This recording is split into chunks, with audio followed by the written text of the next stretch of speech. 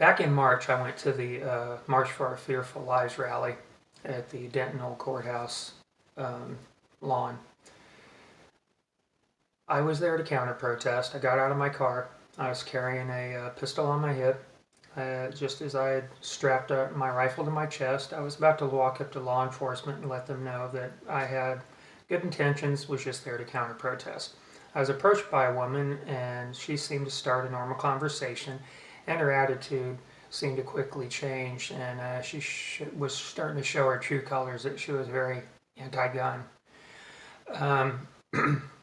Continued to talk with her, and a young man walked up, and he stood there patiently listening. So I thought he was just listening to our conversation.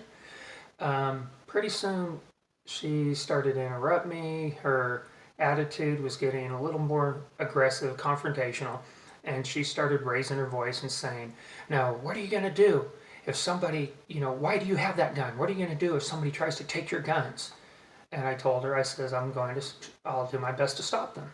"Well, how are you going to do it?" I said, "I'm going to defend myself." And she was just really wanting to know, "What are you going to do with that gun?" Pointing at my rifle.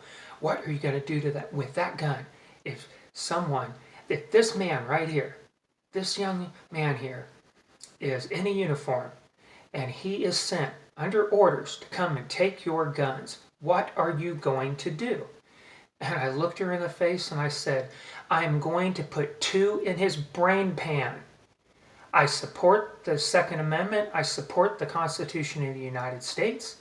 And if someone comes and tries to unlawfully take my legally owned weapons, I am going to put 2 in his brain pan." So I turned to the young man and I said, "I don't mean any disrespect to you."